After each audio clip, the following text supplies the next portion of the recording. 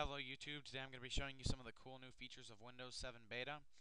Now, this isn't going to be a very in-depth video. If you want to see some videos with more advanced options of Windows 7, then check them out. I will be uploading them soon. Now, first when you download Windows 7 Beta, you will notice the new taskbar at the bottom.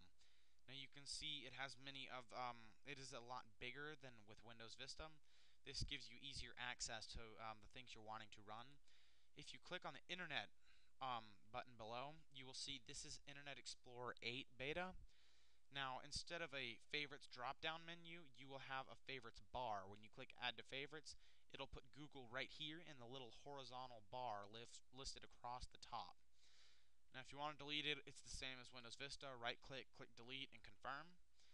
Now, it also has a compatibility view button. Now, what this does is, if the website is designed for the older browsers, then you can click here and it should help it look a little better. Now, you are also given, instead of the delete browsing history being under the tools, it's now under safety. And you just click here and you choose what you want to be deleted. This is the same. But you'll also notice is the send feedback button.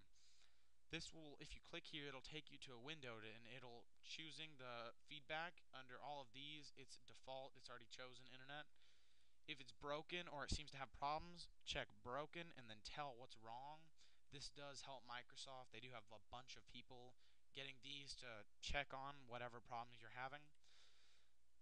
Now, if you're looking down here on the bottom left, also, you will see if you open up new tabs or new windows, and we'll open another tab and go to www.yahoo.com.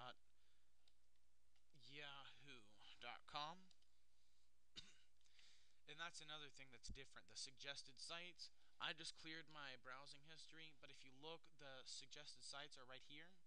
And if you choose it, you will notice that it has the www whitened out, and if you move your mouse over it, it'll go black. This is just because it's kind of like a default option. Everyone usually types that, so it just has it built in there. So if you minimize this and you decide, hey, I wanted to see what was going on there, you can hover your mouse over it and it'll just show you. And if you hover your mouse over each, it'll show you each. If you can see this little X, you just click here and it'll close it. As you can see, the new tab is closed. Now, you are also on the right hand side, you can see this little arrow. This gives you a little customized little square. You can customize this, choose what you want to be shown, choose the size. You will also see the new network interface. You will be able to see what network you're connected to.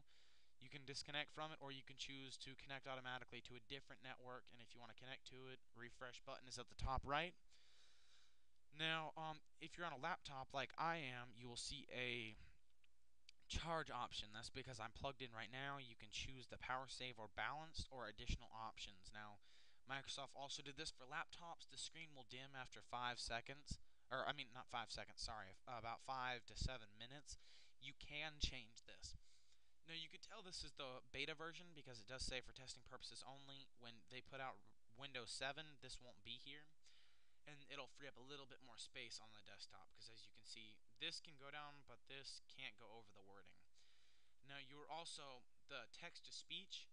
You are now given Microsoft Anna as the default. You can get another like Microsoft Sam if you would like.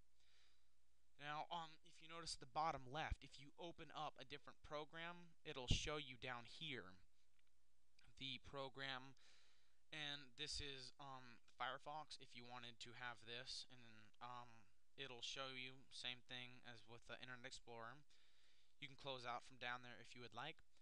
And you will see the send feedback. This is if you just want to tell Microsoft what you think, then just choose a topic. There is plenty of them. There are a bunch of other options. You can customize and personalize this. I will have a video on how to personalize it yourself. Now, if you look down here, I don't know if you can tell, but when you hover your mouse over it, it kind of makes the Windows logo go on fire a little bit. This is a pretty cool new feature. It's just kind of for flashy. Now, it does have the built-in search bar like Windows Vista did, but as you can notice, it has the shutdown button right here, right next to the other options. Now, this is pretty useful. They are all about accessibility now. You'll also notice this, and a side arrow, which will tell you, it'll show you if there is a side arrow, then it's not just a program like this, it's just showing you the many other things that are available in there, like getting started. You can learn about Windows 7 if you have any problems. You can go to Paint. Now, I will tell you, in Windows 7 Beta, Paint looks incredible. It is a lot different, as you can tell. Paint is more advanced. You can choose the color directly from up here. You can choose whatever you want, erase it, just like you would in Windows 7, or sorry, in Windows Vista.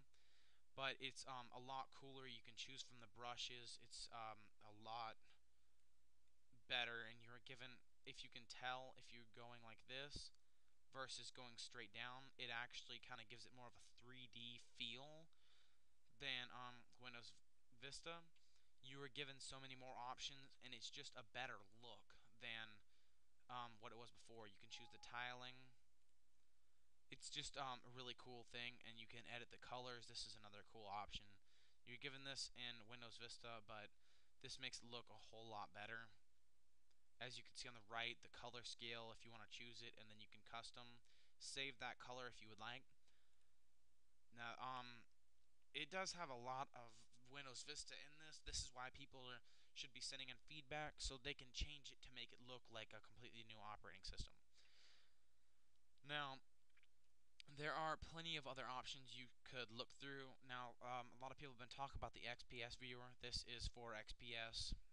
Anything involving that this wasn't in Windows Vista.